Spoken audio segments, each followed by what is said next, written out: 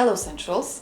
Today we're discussing common roadblocks in our sexuality. Now I broke it down again in just 4 roadblocks, but there could probably be more that we could identify. However, I just want to address the major ones. I will also put timestamps because this might take long. Number 1, it's unrealistic and uninformed expectations. I've seen this in my field. Many coaches in sexuality abroad are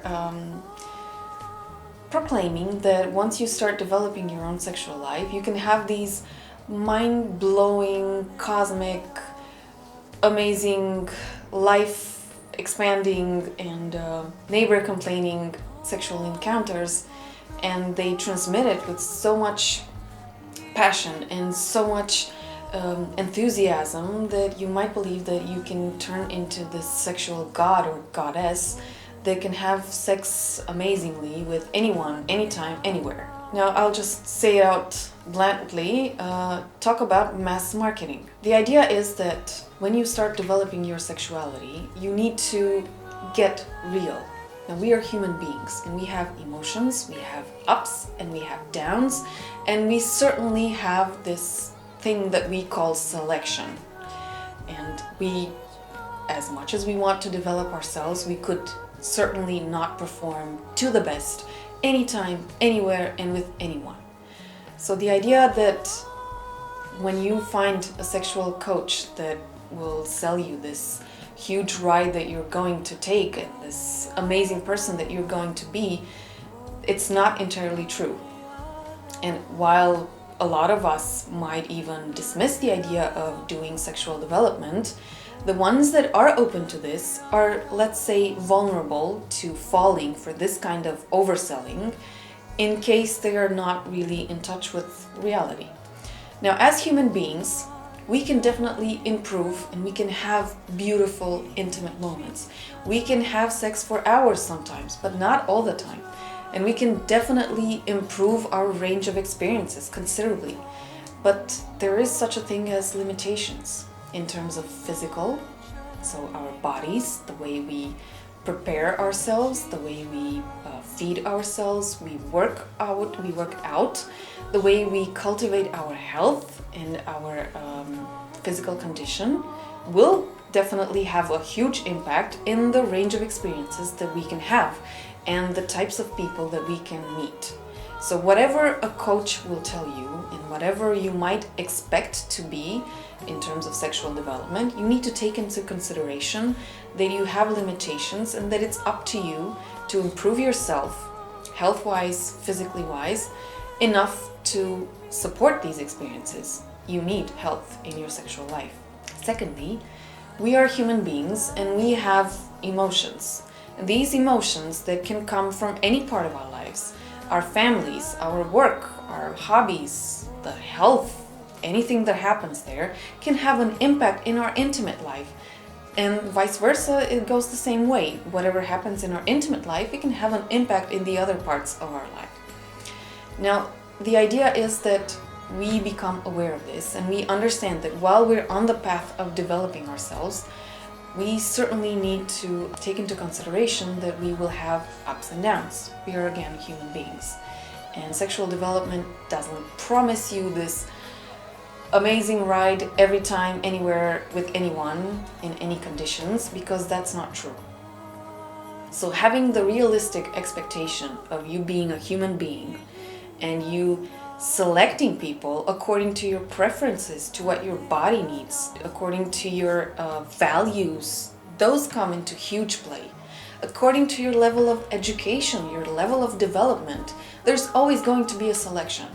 And while coaches that might come even in our country or even in this part of the planet, that's Southeastern Europe, and they can come with this huge enthusiasm that we can develop, we still need to keep real or to be in touch with our human nature.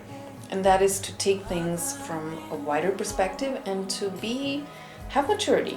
Since I've done recently a video on that, let's keep this in mind. So this was number 1.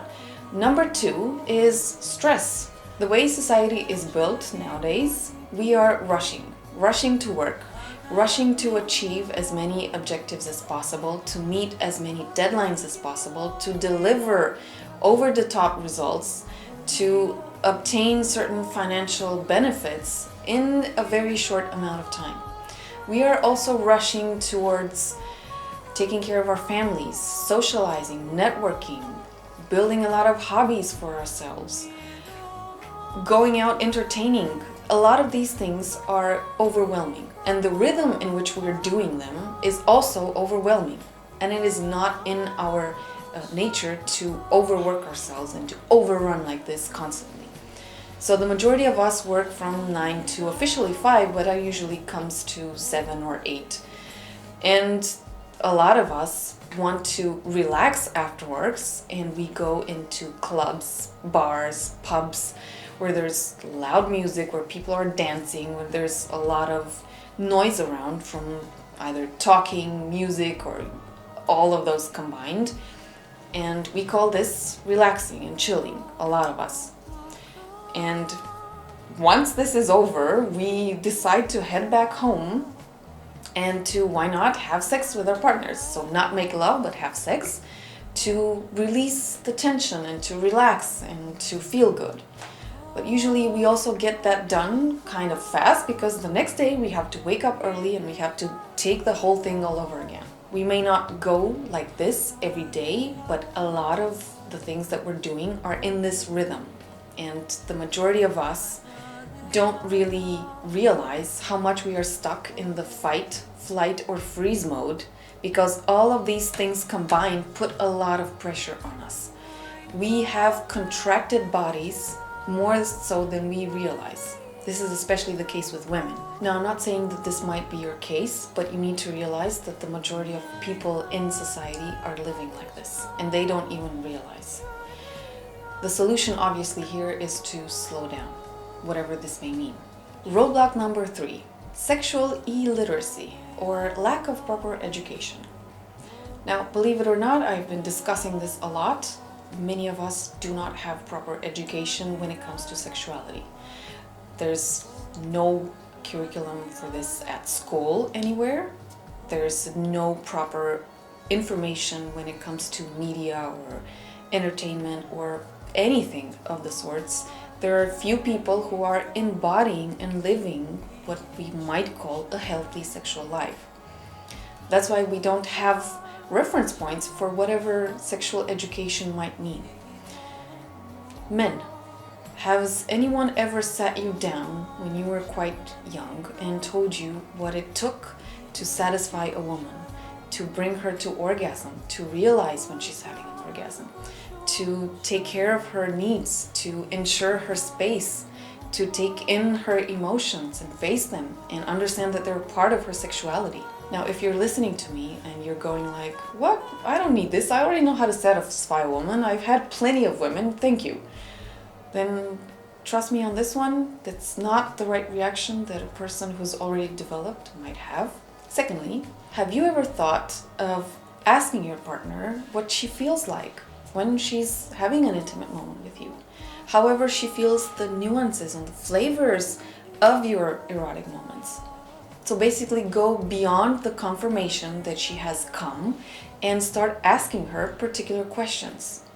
And then also sitting down and listening to whatever she tells you and processing or taking in those answers. Now, I realize that this is frightening to a lot of men, because you would also have to face the sometimes not so pleasant truth. But how else are we to grow if we're not to hear everything that happens, good and bad? And who else is to tell you if not she herself, who's living her body, and she knows best what she's going through? This is just the small thing is a huge source of development right there at your disposal. Women, do we ever take the time to sit down and understand our bodies, whatever it is that we need, whatever it is that we like or what we don't like, to understand our physical, our emotional, and our psychological triggers, and when they happen, to be aware of them? Now, as unpleasant as this might seem to many of us, we don't do this. we don't take the time to understand our bodies. And as frightening as this is to men, we already know that we cannot disconnect, the majority of us at least, we cannot disconnect our emotions from our intimate life. So we cannot have sex without emotions, most of us. Instead of just waiting for our partners to know out of the blue what we're feeling constantly and what we need, we could just do this on our own and start taking responsibility and accepting the fact that we have dominion over our body, and that means first and foremost to know it, and then to communicate to our partners whatever it is that we're going through and whatever it is that we need. And trust me, men want to fulfill things for us, if only they knew. And with this in mind, do we ever work on our communication skills? A lot of women don't know how to communicate what they're feeling and what they want in a certain moment. They just expect men to know and to do. Well, how are they to know if we don't tell them? And roadblock number 4, it's shame. Shame around our bodies and shame around feeling desire. Believe it or not, in today's society, shame is the number 1 roadblock in all of our intimate lives, so either men or women. We are constantly bombarded with these images from the fashion industry, the entertainment industry, music, movies. Everywhere we have these images of tall and six-packed men and tall, thin, and large-breasted women, goddesses, who are just the epitome of what we might call attractiveness and desirable men or desirable women. And while we are faced with this day by day, even if we know that it's different from what the majority of us look like, we still see this everywhere. In magazines, in ads, in movies, in music videos, everywhere. And while we may not pay attention to them, the truth is that somewhere in the back of our minds they stay there. And that's why a lot of people have difficulties with getting undressed in the presence of their partners. And this is especially the case for younger people who are just starting out their intimate lives, or for people who are in between relationships, who are starting new relationships, and sometimes, at least in the case of women, even in long-term relationships, they still have body issues. And that can kill a woman's pleasure right there. And by extent, it can kill the man's pleasure as well. There's nothing attractive in having an intimate moment with a woman who's not enjoying herself fully. The second kind of shame is shame around our desire. A lot of us have been raised in families where sexual expression was not natural, it wasn't free. Many of us, while we were kids, and we had these sexual, absolutely normal instincts, as any kid would have, and we've had them blocked by our parents. The majority of us have been disciplined to not touch our bodies, to not behave in a certain way, and especially women, they are socialized in not showing desire or interest because they might transmit the wrong idea and they're losing their value or losing the quote-unquote prey-like energy that they're spreading out there, and they might not become interesting to men because they wouldn't have what to chase. The problem with this is that while it's not a good idea to express this with anyone and anywhere, usually it backfires because in our intimacy, a lot of us don't manifest and don't live our pleasure to the fullest. Many women don't even know how to live and don't even recognize when they're feeling pleasure because they've been constantly conditioned to hide and to shy away from these natural feelings and to live them out, to let them show that they've blocked the sensors that will identify pleasure and orgasm. Dr. Barry Komisarek at Rutgers University has done studies, extensive studies on both animals and people, living human beings, around pleasure, and he's been using fMRIs, that is functional magnetic resonance imaging, to map out the brain and to show what happens in the brain when we're experiencing pleasure and also orgasm. Now, many women, although they were having orgasms, they weren't perceiving them as orgasms. They didn't know. They were so blocked that they simply didn't realize that they had an orgasm or that they were feeling pleasure. Now that's sad, and this is what shame around feeling desire can cause in the long run. Now, you don't necessarily have to have all of these roadblocks, and certainly we can go on and identify roadblocks around our health, our financial status, stress factors from outside of us, that is family situation, traumatic situations, and so on. So this is it on roadblocks in our intimate life. I hope that you had a much more relaxed view than the subject was.